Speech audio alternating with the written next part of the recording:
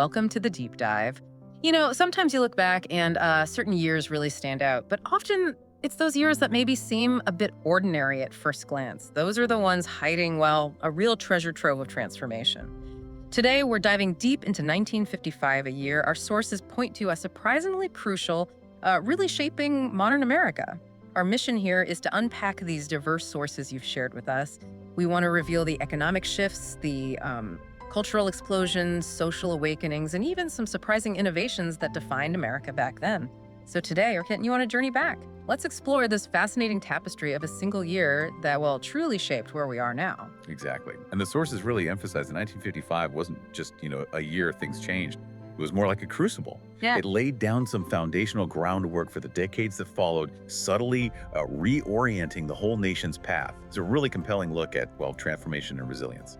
Okay, let's unpack this then. Our sources talk about this post-World War II prosperity kicking in, the average household income, around $4,000 apparently. But what did that $4,000 actually mean for daily life, for buying power back then? That's a really key question. Yeah. And, to put that $4,000 figure in perspective, the sources show it represented a pretty significant jump in real purchasing power compared to, say, just 10 years earlier. This wasn't just a number. It was the bedrock that allowed that whole burgeoning consumer goods market to really, take off. Like, think about cars. A new car, maybe like that iconic Ford Thunderbird, a real symbol of style and freedom back then for the growing car culture. Right. That would set you back about $2,200. Wow, okay. Yeah, so it wasn't just transport. It was accessible luxury almost. Yeah. A testament to how that newfound prosperity was redefining what the middle class could afford and aspire to.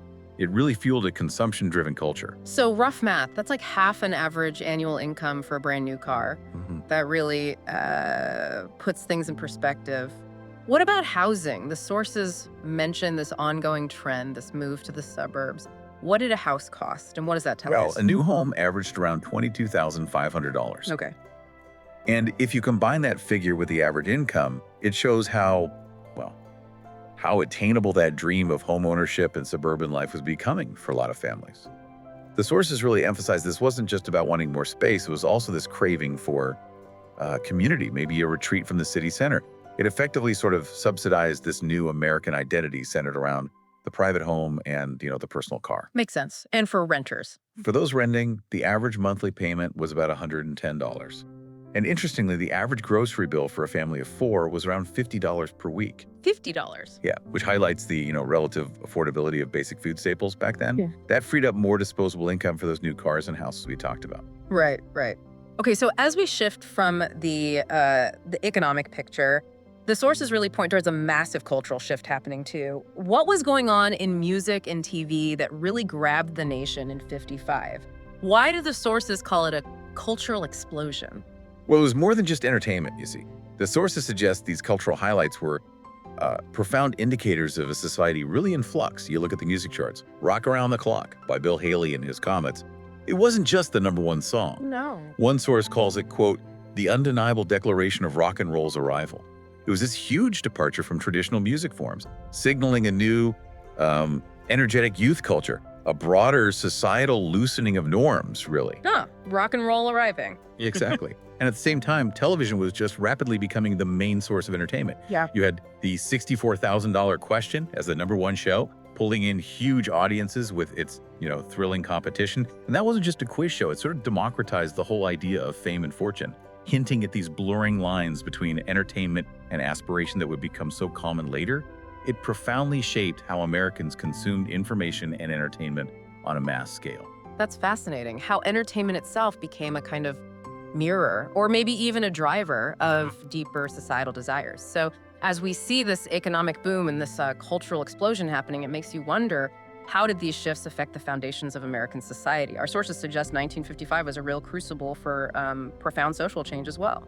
Oh, absolutely. And this brings up a really important question about the seeds of change being sown, particularly when it comes to civil rights. I mean, the movement had been building for years, obviously, but the sources pinpoint 1955 as the year it found a new kind of strategic organizational strength.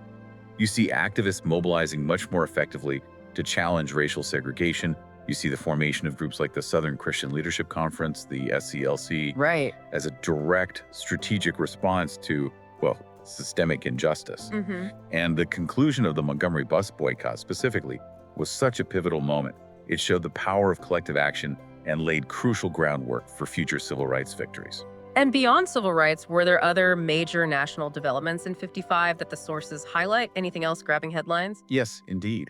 The sources also point to advancements in military tech during the Cold War, notably the launch of the first American nuclear submarine, the USS Nautilus. Ah, the Nautilus. Yeah. That marked a really significant leap in national defense capabilities and, global standing. It reflected a different kind of societal shift, that ongoing commitment to technological supremacy in a very tense geopolitical climate. So, okay, beyond the big headlines and the cultural shifts, our sources also give us this fascinating peek into the smaller details of daily life. What were people wearing? How were they living day to day? And what kind of new tech was just starting to creep into their homes? Yeah, and what's really fascinating here is how these seemingly sort of separate details, fashion, new inventions, they all contributed to this sense of a new modern American life rapidly emerging. Fashion in 55, for instance, it reflected this blend of maybe tradition and a new kind of practicality. Men's smart dress shirts, they were about $25. Suits around $60. It emphasized a kind of polished, professional look, echoing the stability of the era. And women's clothing, with dresses averaging around $35, often showcased those very feminine silhouettes, cinched waists, flared skirts, reflecting maybe a return to domesticity, but definitely with its own distinct, evolving style. And what about daily life for folks in the military, for example? Well, for military personnel, the sources say monthly pay was about $250, which again reflects the country's ongoing commitment during the Cold War. But then you get these truly revolutionary innovations starting to appear. 1955 saw the introduction of the very first microwave oven for home Oh, use. first microwave. Yeah. Imagine cooking with invisible waves. The sources suggest it was definitely a luxury item at first. But it quietly began this revolution in cooking and food prep, hinting at a future built around convenience. And believe it or not, this was also the year we saw the emergence of the first video game, Tennis for Two. No way, a video game in 55. Yeah, it was a really simple game on an oscilloscope screen, Yeah. but it showcased the very, very early stages of entertainment technology that would, eventually completely define how we interact and play. So the microwave and an early video game all launching in the same year. It really does highlight how 1955 was this incredibly complex mix of rapid progress and these profound societal shifts happening all at once. Precisely. The sources make it very clear that the changes in 1955 weren't just isolated things happening. They were deeply interconnected. They were setting the trajectories for so many of the social, economic, and cultural developments that came later, fundamentally shaping, the identity of the nation. So as you reflect on all these fascinating insights from 1955 that we've discussed, what echoes of that specific year do you still see or maybe feel in our world today? How do those past transformations, the birth of rock and roll, that suburban dream taking hold, the seeds of the civil rights movement, how do they continue to shape our present and, maybe even our future?